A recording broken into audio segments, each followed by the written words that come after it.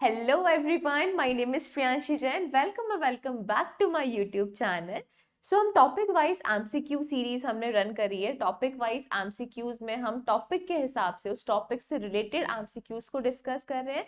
तो आज के इस वीडियो लेक्चर के अंदर हमारा जो टॉपिक है वो है scientist and their contributions, some important scientists and their important contributions in microbiology. Microbiology के अंदर कौन कौन से हमारे इंपॉर्टेंट साइंटिस्ट रहे, उनके क्या इंपॉर्टेंट कॉन्ट्रीब्यूशंस रहे, उससे रिलेटेड एमसीक्यूज को डिस्कस करेंगे।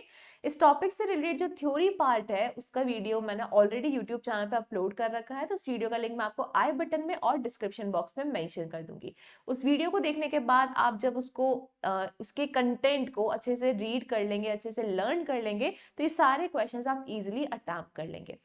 तो सबसे पहले हम स्टार्ट करते हैं from the question first question पूछ रहा है व्हाट इज माइक्रोबायोलॉजी। माइक्रोबायोलॉजी का मतलब क्या है, डेफिनेशन क्या है माइक्रोबायोलॉजी की। तो माइक्रोबायोलॉजी को एक बार हम इस वर्ड को समझते हैं। माइक्रो का मतलब होता है एकदम सूक्ष्म चीजें, बहुत ज्यादा माइक्रो चीजें, काफी छोटी चीजें, इतनी छोटी। हम किसी चीज को माइक्रो कब बोलते हैं, जब हम उसको अपनी आंखों से नहीं देख पाते, जब हम उसको नेकेड आइज से नहीं देख पाते हैं, हमें कोई ना कोई माइक्रोस्कोप की हेल्प से उसको देखना पड़ता है, तो हम ऐसी चीज को माइक्रो बोलते हैं। ठीक है, तो ये माइक्रो का मतलब ऐसी सूक्ष्म चीजें हम देख रहे हैं, सूक्ष्म चीजें देख रहे हैं, उसकी बायोलॉजी के बारे में स्टडी कर रहे हैं। लॉजी का मतलब क्या है, स्टडी। बायो का मतलब क्या है, लिविंग। ठीक है, तो माइक्रोबायोलॉजी की ऐसी ब्रांच है जिसके अंदर स्टडी करते हैं माइक्रो ऑर्गेनिज्म की। वो माइक्रो ऑर्गेनिज्म क्या होना चाहिए, इसे माइक्रो।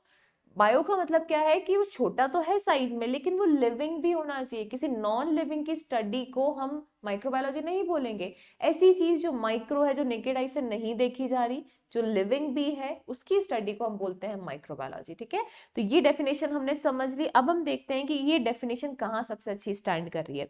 फर्स्ट पॉइंट क्या है, it is a study of living organism. ठीक है, लिविंग ऑर्गेनिज्म की स्टडी है that are not visible to the naked eye, जो naked eye से नहीं देखी जा सकती है। ठीक है, तो जो फर्स्ट ऑप्शन है वही हमारा करेक्ट ऑप्शन है। बाकी सेंटेंस को भी हम रीड करते हैं। क्या ये स्टडी है लिविंग ऑर्गेनिज्म की जो विजिबल आई से देख ली जाती है? नहीं, जो विजिबल आई से नहीं देखी जाती, जो नेकेड आई से नहीं देखी जाती है, उसकी स्टडी है microbiology. Whether it is a study of microscope? नहीं, माइक्रोस्कोप की स्टडी भी नहीं कहलाती है। या फिर ये स्टडी है मॉलिक्यूल्स की? मॉलिक्यूल्स छोटे तो होते हैं लेकिन लिविंग नहीं होते हैं, तो ये भी डेफिनेशन नहीं हो सकती माइक्रोबायोलॉजी की। तो यहाँ पे करेक्ट आंसर है हमारा ऑप्शन ए।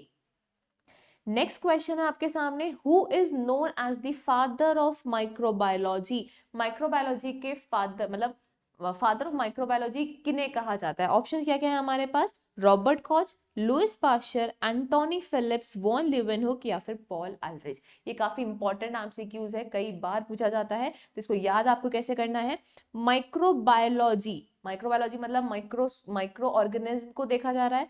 माइक्रो ऑर्गेनिज्म को देखने के लिए हम क्या यूज में लेते हैं, माइक्रोस्कोप यूज में लेते हैं। तो एक कंपनी है फिलिप्स, ये कंपनी क्या करती है, माइक्रोस्कोप बनाती है। ठीक है, तो इस फिलिप वर्ड से आपको याद करना है ये फिलिप्स मतलब एंटोनी फिलिप्स वॉन ल्यूवेनिक वो साइंटिस्ट है जिन्होंने फर्स्ट प्रैक्टिकल माइक्रोस्कोप को इन्वेंट करा था, और उस माइक्रोस्कोप की हेल्प से माइक्रो ऑर्गेनिज्म को भी देखा था, इसलिए उनको फादर ऑफ माइक्रोबायोलॉजी कहा जाता है। ठीक है, ये है हमारे एंटोनी फिलिप्स वॉन ल्यूवेनहुक। यहाँ पर डायरेक्ट क्वेश्चन पूछ रहा है कि फादर ऑफ माइक्रोबायोलॉजी किसे, माइक्रोबायोलॉजी के नाम से कौन से साइंटिस्ट है। इस तरीके से भी क्वेश्चन आ सकता है, या फिर इमेज बेस्ड क्वेश्चन भी आपके सामने आ सकता है। इस तरीके की आपको इमेज दी जा सकती है, पूछा जा सकता है इन साइंटिस्ट का नाम बताइए। ठीक है, तो अगर आपके सामने इस तरीके की इमेज आती है और नाम पूछते हैं, तो ये साइंटिस्ट कौन है हमारे, एंटोनी फिलिप्स वॉन ल्यूवेनहुक, जो फादर ऑफ माइक्रोबायोलॉजी के नाम से जाने जाते हैं, जिन्होंने फर्स्ट प्रैक्टिकल माइक्रोस्कोप इन्वेंट करा था 1660s के अंदर। ठीक है, तो इसका करेक्ट ऑप्शन है हमारा C, Antonie Philips van Leeuwenhoek. Next question हमारे सामने, the first scientist to have observed bacteria using a single lens microscope. ठीक है, ये भी हमने डिस्कस कर लिया। जो फर्स्ट बैक्टीरिया ऑब्जर्व करा था, फर्स्ट माइक्रो ऑर्गेनिज्म जिन्होंने ऑब्जर्व करा था, वो है हमारे एंटोनी फिलिप्स वॉन ल्यूवेनहुक। ठीक है, इन्होंने जब उसको ऑब्जर्व करा था, ये पहले पर्सन है जिन्होंने माइक्रो ऑर्गेनिज्म को ऑब्जर्व करा था। उस माइक्रो ऑर्गेनिज्म को उस पीरियड में इन्होंने जो टर्म दिया था वो था एनिमलक्यूलस। तो क्वेश्चन आपसे ये भी पूछा जा सकता है कि जो टर्म है एनिमलक्यूलस, जो माइक्रो ऑर्गेनिज्म को दिया गया, वो किसने दिया? तो वो साइंटिस्ट कौन थे? हमारे एंटोनी फिलिप्स वॉन ल्यूवेनहुक। ठीक है, आपके सामने यहाँ पे इंपॉर्टेंट पॉइंट्स को भी मैं डिस्कस कर रही हूँ, क्योंकि क्वेश्चन जरूरी नहीं यही एमसीक्यूज हो, इससे रिलेटेड ही एमसीक्यूज बनते हैं। ठीक है, तो हम इंपॉर्टेंट पॉइंट्स को भी डिस्कस कर रहे हैं साथ ही साथ। नेक्स्ट जो इनका पॉइंट है वो ये है कि इन्होंने ऑब्जर्व करा था माइक्रो ऑर्गेनिज्म को इन्होंने ऑब्जर्व करा था काफी वेराइटी ऑफ सैंपल्स में। इन्होंने काफी सारे सैंपल्स लिए थे, जैसे पॉन्ड वाटर का, लेक वाटर का, ह्यूमन माउथ से, ह्यूमन के स्पर्म सेल्स का, इन सब का सैंपल लिया था। इस सैंपल को जिन्होंने माइक्रोस्कोप इन्वेंट करा था सिंगल लेंस वाला, उसके अंदर इन्होंने उसको ऑब्जर्व करा था तो वहां पे इनको कुछ ना मूवमेंट करते हुए कुछ माइक्रो ऑर्गेनिज्म नजर आए थे। उन माइक्रो ऑर्गेनिज्म को इन्होंने नाम दिया था एनिमल्क्यूलस, जिसको आज हम लिटिल एनिमल्स के नाम से भी जानते हैं। ठीक है, सो द फर्स्ट साइंटिस्ट जो थे जिन्होंने सिंगल लेंस माइक्रोस्कोप को यूज में लेके ऑब्जर्व करा था माइक्रो ऑर्गेनिज्म को, वो है हमारा Antonie Philips van Leeuwenhoek. Next MCQ आपके सामने, ऑल आर दी कॉच के पोस्टुलेट्स हैं एक्सेप्ट। ये जो चार ऑप्शंस हैं, इन चारों ऑप्शंस में आपके कॉच पोस्टुलेट्स बताए गए हैं। इन चारों में से तीन तो कॉच के पोस्टुलेट्स हैं, लेकिन एक कॉच का पोस्टुलेट नहीं है, तो उसको आपको बताना है कि कौन सा नहीं है। तो पहले हम कॉच पोस्टुलेट्स को एक बार डिस्कस करते हैं, फिर हमें इजिली पता लग जाएगा कि कौन सा नहीं है। अगर हमें पता हुआ कौन से हैं तो हमें कौन सा नहीं है वो इजिली मालूम लग जाएगा। तो कॉच पोस्टुलेट्स ने बेसिकली कॉच पोस्टुलेट्स दिए थे रॉबर्ट कॉच ने। इस पोस्टुलेट्स में उन्होंने एक एक्सपेरिमेंट, पोस्टुलेट्स देने से पहले उन्होंने एक एक्सपेरिमेंट करा था। उस एक्सपेरिमेंट के बेसिस पर उन्होंने ये पॉइंट्स बताए थे। एक्सपेरिमेंट क्या था? उन्होंने एक डिजीज एनिमल लिया था। ठीक है, ऐसा एनिमल जिसको डिजीज हो रखी थी, डिजीज हो रखी है तो उस एनिमल के अंदर माइक्रो ऑर्गेनिज्म गया होगा जिसने वो डिजीज करी होगी। अब उन्होंने क्या करा, उस डिजीज एनिमल का सैंपल लिया। जब सैंपल लिया तो सैंपल में एक तो आरबीसीज आई और साथ ही साथ वो पैथोजन भी आया जिसने डिजीज करी थी। ठीक है, इस सैंपल को उन्होंने एक कल्चर मीडियम लिया, उसके ऊपर उस सैंपल को इनोक्यूलेट करा। ठीक है, इनोक्यूलेट करने के बाद वहां पे उनको कुछ टाइम पीरियड बाद ग्रोथ नजर आने लगी। ठीक है, उस ग्रोथ में क्या ग्रो कर रहे थे? Basically pathogen. ठीक है, कल्चर मीडियम में न्यूट्रिशन देते हैं, तो जैसे आपने सैंपल डाला, सैंपल में पैथोजन था, उस पैथोजन ने न्यूट्रिशन को काम में लेकर वहां पे ग्रो करना स्टार्ट करा, तो वहां पे ग्रोथ नजर आई। ठीक है, अब जो जो चीज वहां पे ग्रो कर रही थी, उसी चीज को उठाकर उन्होंने एक दूसरे एनिमल के अंदर इंजेक्ट कर दिया। ठीक है, इंजेक्ट कर दिया। अब सेम माइक्रो ऑर्गेनिज्म किसके अंदर गया? दूसरे एनिमल के अंदर गया। उस एनिमल में वो डिजीज होने लगी। डिजीज होने के बाद उस एनिमल का उन्होंने क्या लिया? उस एनिमल को उन्होंने सैंपल लिया, सैंपल के अंदर वापस वो पैथोजन आएगा। उस सैंपल को उन्होंने वापस एक दूसरे कल्चर मीडियम के अंदर ग्रो करा, तो वहां पे भी ग्रोथ नजर आने लगी। इस कल्चर मीडियम के अंदर और इस कल्चर मीडियम के अंदर सेम ग्रोथ नजर आ रही थी। ठीक है, साथ ही साथ उन्होंने एक एक्सपेरिमेंट करा, एक हेल्दी एनिमल लिया जिसके अंदर कोई पैथोजन नहीं था। ठीक है, पैथोजन नहीं था, तो जब उनका सैंपल कलेक्ट करा तो उसके अंदर सिर्फ आरबीसी से ही, कोई पैथोजन नहीं आया। उस सैंपल को जब उन्होंने कल्चर मीडियम के अंदर इनोक्यूलेट करा तो वहां पे कोई ग्रोथ भी नजर नहीं आई, क्योंकि वहां कोई पैथोजन नहीं था। कोई पैथोजन क्यों नहीं था? क्योंकि उस एनिमल को कोई डिजीज नहीं थी। ठीक है, तो कॉच पोस्टुलेट्स क्या बोलते हैं, देखो क्या बोलते हैं। एक माइक्रो ऑर्गेनिज्म को हमने मतलब must be found in abundance in all organism suffering from the disease. ऐसे ऑर्गेनिज्म जो सफर कर रहे हैं किसी डिजीज से, उसके अंदर काफी ज्यादा मात्रा में माइक्रो ऑर्गेनिज्म मिलेगा, but should not be found in healthy organism. लेकिन वो माइक्रो ऑर्गेनिज्म किसी हेल्दी ऑर्गेनिज्म में नहीं मिलेगा, ये उन्होंने पॉइंट बोला। उसके बाद कि जो माइक्रो ऑर्गेनिज्म है इसको मतलब आइसोलेट करा, सैंपल उनका निकाल लिया फ्रॉम अ डिजीज ऑर्गेनिज्म और उसको ग्रो कराया प्योर कल्चर के अंदर। ठीक है, फिर जो एक कल्चर माइक्रो ऑर्गेनिज्म है जिसको आपको ग्रो कराया है, उसको वो क्या कर सकता है? वो कॉज कर सकता है डिजीज को, अगर हम उसको किसी हेल्दी ऑर्गेनिज्म में ट्रांसफर कर दें। ठीक है, उन्होंने यहाँ पे थ्योरी क्या दी कि जो कल्चर ऑर्गेनिज्म को आपने ग्रो कराया है, उस ऑर्गेनिज्म के पास ये प्रॉपर्टी होनी चाहिए कि जब मैं उसे किसी हेल्दी ऑर्गेनिज्म के अंदर एंटर करूं, इंजेक्ट करूं, तो उस हेल्दी को भी क्या कर दे? डिजीज कर दे, इन्फेक्शन कर दे। ठीक है, next the microorganism must be reisolate. और उस माइक्रो ऑर्गेनिज्म को जो आपने सेकेंड एनिमल के अंदर डाला है, जैसे यहाँ पे उन्होंने इंजेक्ट करा था, उस माइक्रो ऑर्गेनिज्म को आप वापस रीआइसोलेट कर सकते हो और दूसरे कल्चर मीडियम के अंदर उसको वापस ग्रो करा सकते हो। ठीक है, तो दीज आर द कॉज के पोस्टुलेट्स। अब हम रीड करते हैं। पहला ऑप्शन है, it should be possible to isolate the bacteria. क्या ये पॉसिबल है किसी बैक्टीरिया को आइसोलेट करना प्योर कल्चर मीडियम के अंदर फ्रॉम द लेजेंड्स? तो हाँ, ये पॉसिबल है, ये भी हमने देखा एक्सपेरिमेंट के अंदर या फिर हम माइक्रोबायोलॉजी के अंदर करते हैं ये चीज। सेकेंड पॉइंट है, मतलब ये चीज तो सही है, ऐसा हम कर सकते हैं। कॉज पॉस्टुलेट्स ने एक्सप्लेन करा है। सेकेंड पॉइंट है inoculation of such pure culture, अगर हम इनोक्यूलेट करते हैं ऐसे प्योर कल्चर को into a laboratory animal should reproduce the lesion. यहाँ पे लेबोरेटरी एनिमल कैसा है, हेल्दी। यहाँ पे क्या बोला जा रहा है कि अगर आप ऐसे प्योर कल्चर के अंदर जो पैथोजन है उसको आप एंटर कर देते हो किसी लेबोरेटरी एनिमल के अंदर जिसमें आप एक्सपेरिमेंट कर रहे हो, तो वो भी क्या करेगा, उस डिजीज को डेवलप करेगा, उस लेजन को रिप्रोड्यूस करेगा। तो हाँ, ये भी एक्सप्लेन करा है इस पोस्टुलेट्स ने। थर्ड है micro organism should be constantly associated with the lesion of the disease. वो माइक्रो ऑर्गेनिज्म जब वो पहले उसने एनिमल को डिजीज करा, इसको ग्रो कराया मैंने, ग्रो करने के बाद जब मैंने उसको दूसरा एनिमल में इंजेक्ट करा तो सेम डिजीज करी, तो वो कॉन्स्टेंटली क्या कर रहा है, वो एसोसिएटेड है उस डिजीज से, उस लेजन से। ठीक है, तो ये पॉइंट भी उन्होंने एक्सप्लेन करा है। नेक्स्ट पॉइंट क्या है, administration of broad spectrum antimicrobial agent use to kill the organism. यहाँ पे किसकी बात हो रही है, एंटीबायोटिक्स की बात हो रही है। तो कॉज पोस्टुलेट के अंदर कोई एंटीबायोटिक की बात नहीं करी गई है। यहाँ पे जो ये डी पॉइंट है आपका, ये एक्सेप्शन है कॉज पोस्टुलेट का। ये पॉइंट मुझे बेसिकली बता रहा है कि हम ब्रॉड स्पेक्ट्रम में एंटी माइक्रोबियल एजेंट्स मतलब एंटीबायोटिक्स को यूज में लेते हैं टू किल द ऑर्गेनिज्म। यहाँ पे एंटीबायोटिक की एंटीबायोटिक सेंसिटिविटी टेस्ट जो एएसटी टेस्ट होता है वो उसके बारे में कॉज पोस्टुलेट ने नहीं एक्सप्लेन करा है। तो एक्सेप्शंस यहाँ पे क्या हो गया हमारा, option D.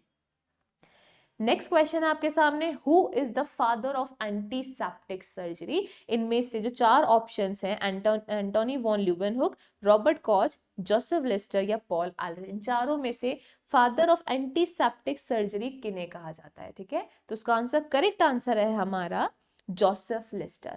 Joseph Lister basically, इनको एंटीसेप्टिक सर्जरी के नाम से भी जाना जाता है। इसका रीजन क्या है, क्योंकि सर्जरी के अंदर जो हम इंस्ट्रूमेंट्स काम में लेते हैं उन इंस्ट्रूमेंट्स को स्टेराइल करने के लिए एक केमिकल है कार्बोलिक एसिड। इस केमिकल को किसने इंट्रोड्यूस करा था, किसने इसकी थ्योरी दी थी कि इस कार्बोलिक एसिड को आप यूज में ले सकते हो to sterile the instruments use in surgery, वो दी थी हमें जोसेफ लिस्टर ने। ठीक है, अब इसको याद आप कैसे करेंगे, सेप्टिक में ये SEP वर्ड आ रहा है जो मैंने हाईलाइट करा है, सेम जोसेफ के अंदर ये SEP आ रहा है। ठीक है, तो जोसेफ से ये जो एंटीसेप्टिक का सेप है, यहाँ पे जोसेफ का ये जो सेप आ रहा है, इससे आप याद कर सकते हैं। ठीक है, नेक्स्ट क्वेश्चन है हमारा, who is known as the father of chemotherapy. Chemotherapy के फादर किनको कहा जाता है, एडवर्ड जेनर को, पॉल एलरिच को, रॉबर्ट कॉच को या फिर जोसेफ लिस्टर को। ठीक है, तो यहाँ पे कीमोथेरेपी के जो फादर हैं वो है हमारे पॉल एलरिच। ठीक है, यहाँ पे आप कैसे याद करोगे, CH, कीमोथेरेपी का CH और पॉल एलरिच का जो CH है ये। ठीक है, ये पॉल एलरिच को फादर ऑफ कीमोथेरेपी क्यों कहा जाता है, क्योंकि इन्होंने एक ड्रग, सालवर्सन नाम की एक ड्रग है, इन्होंने इंट्रोड्यूस करी थी। सालवर्सन एक ड्रग है जिसको हम सिफिलिस जो डिजीज होती है उसके लिए जो पहली इफेक्टिव मेडिसिन थी वो इन्होंने दी थी, सालवर्सन, जो सिफिलिस बीमारी को ट्रीट करने के लिए काम में ली जाती है। ठीक है, तो ये कीमोथेरेपी की तरह काम में ली जाती है, इसलिए फादर ऑफ कीमोथेरेपी कौन है हमारे, पॉल एलरिच। नेक्स्ट हम बात करते हैं, who proposed side chain theory of antibody production. ठीक है, साइड चेन थ्योरी जो एंटीबॉडी प्रोडक्शन की वो किसने दी थी, इसको जानने से पहले एक बार हम पॉल एलरिच के कुछ कॉन्ट्रीब्यूशंस को डिस्कस करते हैं, क्योंकि क्वेश्चन अभी आपके सामने पॉल एलरिच से रिलेटेड आ रहा है ना, तो क्वेश्चन जरूरी नहीं यही क्वेश्चन है, वो और भी कॉन्ट्रीब्यूशन से रिलेटेड आ सकता है। ठीक है, तो एक बार हम रिवाइज करते हैं और भी उनके क्या क्या इंपॉर्टेंट कॉन्ट्रीब्यूशंस है। तो यहाँ पे जो टोटल 7 इंपॉर्टेंट कॉन्ट्रीब्यूशंस है पॉल एलरिच के, 7 आपको कैसे याद करना है, जो ये एलरिच वर्ड है इसके अंदर 7 अल्फाबेट्स हैं टोटल। ठीक है, आप काउंट करेंगे तो 7 अल्फाबेट्स है, इस 7 से 7 आपको याद करना है। पहला कंट्रीब्यूशन जो है वो आपको पॉल के नाम से याद करना है। जर्मनी के अंदर जो पॉल इंस्टीट्यूट है उसके फाउंडर है हमारे पॉल एलरिच। ठीक है, तो ये पहला इनका कंट्रीब्यूशन है माइक्रोबायोलॉजी के अंदर। सेकंड कंट्रीब्यूशन है कि जो ट्यूबरकल बेसिलाई बैक्टीरिया होते हैं उनके, हमें पता है कि ट्यूबरकल बेसिलाई के पास एसिड फास्टनेस की प्रॉपर्टी होती है। ठीक है, तो जो एसिड फास्टनेस की प्रॉपर्टी है वो किसने दी थी, पॉल एलरिच ने दी थी। तो एसिड फास्टनेस को आपको ए से याद करना है कि जो ट्यूबरकल बेसिला है उसकी एसिड फास्टनेस प्रॉपर्टी किसने दी है, पॉल एलरिच ने दी है। ट्यूबरकल बेसिला एसिड फास्टनेस की होती है क्योंकि इनकी जो सेल वॉल में माइकोलिक एसिड का जो कॉन्सेंट्रेशन है वो ज्यादा होता है। ठीक है, नेक्स्ट इनका कंट्रीब्यूशन है, इन्होंने कुछ स्टेनिंग टेक्निक्स को भी डिस्कवर करा था, ऐसी टेक्निक्स जो हम टिश्यूज और ब्लड सेल्स को स्टेन करने में काम लेते हैं। इसको आपको कैसे याद करना है, acid fast acid fast bacilli, मतलब AFB स्टेन, एक AFB क्या है, एसिड फास्ट बेसिलाई स्टेनिंग, एक टाइप की ऑफ स्टेनिंग है। तो एसिड फास्ट एक टाइप ऑफ स्टेनिंग है, तो स्टेनिंग से आपको ये स्टेनिंग वर्ड याद करना है, ठीक है। तो ये 3 कंट्रीब्यूशन हुए। क्वेश्चन ये भी पूछा जा सकता है कि एसिड फास्ट प्रॉपर्टी जो है ट्यूबिकल बेसिलाई की वो किसने दी, तो वो पॉल एलरिच ने दी है, ठीक है। फोर्थ कंट्रीब्यूशन है इनका, जो एल्ड्रिचिया बैक्टीरिया है उसकी डिस्कवरी भी पॉल एलरिच ने करी। तो सिंपल है, एल्ड्रिचिया का नाम ही एल्ड्रिचिया क्यों पड़ा, क्योंकि पॉल एलरिच ने डिस्कवर करा था। तो एल्ड्रिच वर्ड से आपको एल्ड्रिचिया बैक्टीरिया याद करना है। नेक्स्ट इनका कंट्रीब्यूशन है एल्ड्रिच फिनोमिनन, जो है वो एल्ड्रिच ने दिया है। इस फिनोमिनन में क्या एक्सप्लेन करा गया है, about the toxin anti toxin reaction. इसमें क्या एक्सप्लेन करा गया है कि जो टॉक्सिन होता है, हर एक टॉक्सिन का अपना एंटी टॉक्सिन होता है, ठीक है। तो क्वेश्चन ऐसे ही पूछा जा सकता है कि जो टॉक्सिन एंटी टॉक्सिन रिएक्शन है वो किसने डिस्क्राइब करी है, किसने एक्सप्लेन करी है, तो वो है हमारे पॉल एल्ड्रिच, ठीक है, जिसको हम एल्ड्रिच फिनोमिनन के नाम से भी जानते हैं। नेक्स्ट कंट्रीब्यूशन है, ये कंट्रीब्यूशन में डिस्कस कर लिया, इनको फादर ऑफ कीमोथेरेपी के नाम से भी जाना जाता है, क्योंकि उन्होंने साल्वर्सन ड्रग को इंट्रोड्यूस करा है जो सिफिलिस को ट्रीट करने में काम आती है, ठीक है। तो यहाँ पे कीमोथेरेपी का जो CH वर्ड है उससे आपको कीमो CH याद करना है। नेक्स्ट है जो एंटीबॉडी प्रोडक्शन की साइड चेन थ्योरी है वो भी किसने दी है, पॉल एल्ड्रिच ने दी, जो अभी आपके सामने MCQ था कि जो साइड चेन थ्योरी है ऑफ एंटीबॉडी प्रोडक्शन वो किसने दी है, पॉल एल्ड्रिच ने। तो यहाँ पे चेन में जो CH आ रहा है उसको आप CH से याद करेंगे, ठीक है। सो यहाँ पे जो करेक्ट ऑप्शन है वो कौन सा है, who propose a side chain theory of antibody production, that is Paul Aldrich. Next question है हमारा, who describe the method of pasteurisation of milk, ठीक है। ऑप्शन क्या है, लुइस पाश्चर, तो फर्स्ट ऑप्शन ही करेक्ट है हमारा। पास्चुराइजेशन जो मेथड है वो लुइस पाश्चर ने दिया है, इसके नाम से आपको याद करना है। पास्चुराइजेशन का नाम ही जो लुइस पाश्चर है इनके बाद पड़ा है। तो पास्चुराइजेशन बेसिकली क्या होती है, यहाँ पे मिल्क जैसे एग्जांपल है, मिल्क क्या है, एक लिक्विड चीज है, ठीक है। तो किसी भी लिक्विड कंटेंट को अगर आपको स्टेराइल करना है, उसके अंदर कोई कंटामिनेशन ना रहे, तो कुछ स्टेराइल करने के लिए एक मेथड है पास्चुराइजेशन। उसके अंदर क्या किया जाता है, उस लिक्विड मीडियम को पहले हीट करा जाता है 50 to 60 डिग्री सेल्सियस पे। सबसे पहले हम क्या करेंगे, उसको हीट करेंगे 50 to 60 डिग्री सेल्सियस पे, उसके बाद उसको कूल करा जाता है। ऐसा करने से अगर लिक्विड मीडियम के अंदर, उस लिक्विड कंटेंट के अंदर कोई बैक्टीरिया है तो वो क्या हो जाता है, किल हो जाता है। आपका जो लिक्विड मीडियम है वो क्या हो जाता है, स्टेराइल हो जाता है, ठीक है। तो जो हमारा मिल्क है वो बेसिकली इसी तरीके से स्टेराइल किया जाता है। उसका करेक्ट आंसर है हमारा लुइस पाश्चर। नेक्स्ट हम बात करते हैं, नेक्स्ट MCQ है हमारा, who discover rabies vaccine. Rabies के लिए जो वैक्सीन डिस्कवर करा गया है वो किसने डिस्कवर करा है, इसको याद करने के लिए आपके पास निमोनिक है। पहली चीज तो जो लुइस पाश्चर है उन्होंने डिस्कवर करे 3 वैक्सीन, ठीक है। 3 को कैसे याद करोगे आप, यहाँ पे तो आपको रेबीज पूछ रहा है, हो सकता है वो एंथ्रेक्स पूछ, हो सकता है वो कोलेरा पूछ ले। यहाँ पे आपको तीनों को याद करना है। 3 को आपको कैसे याद करना है, निमोनिक क्या है, कार, ठीक है।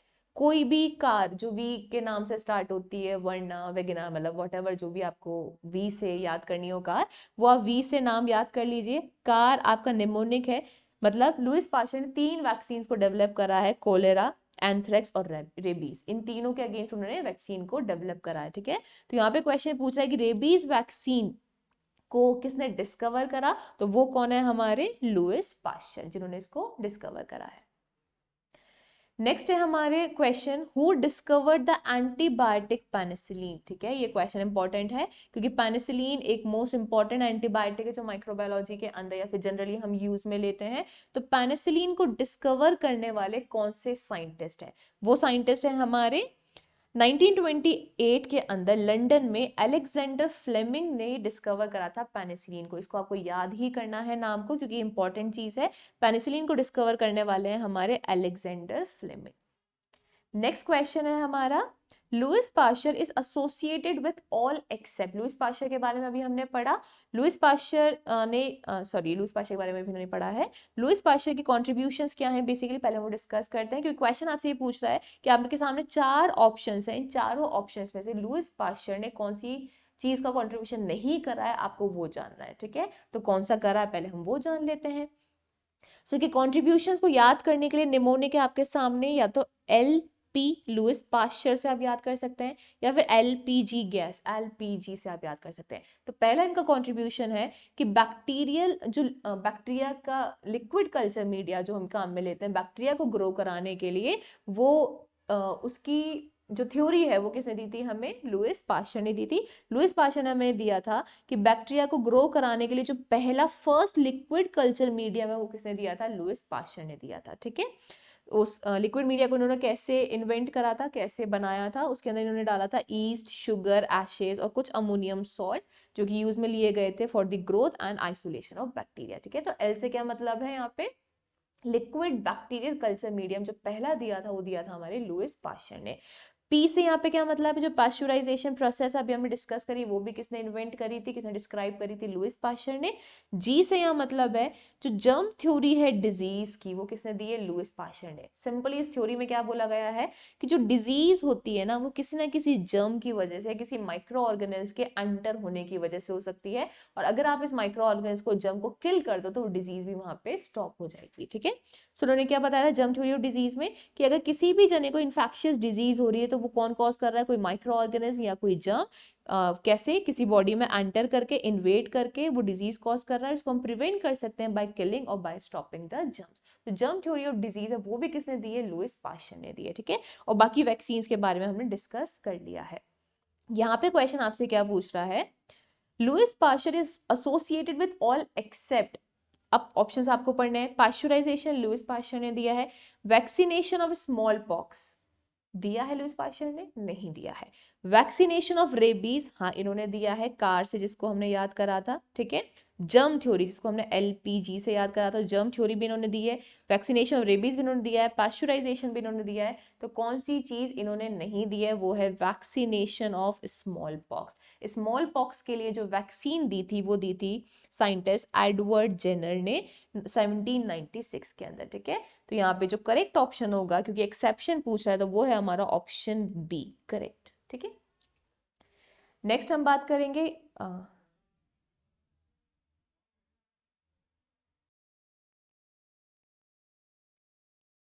तो इस वीडियो लेक्चर के अंदर हमने काफी सारे इंपॉर्टेंट एमसीक्यूज को डिस्कस कर लिया related with scientist and their contributions in microbiology.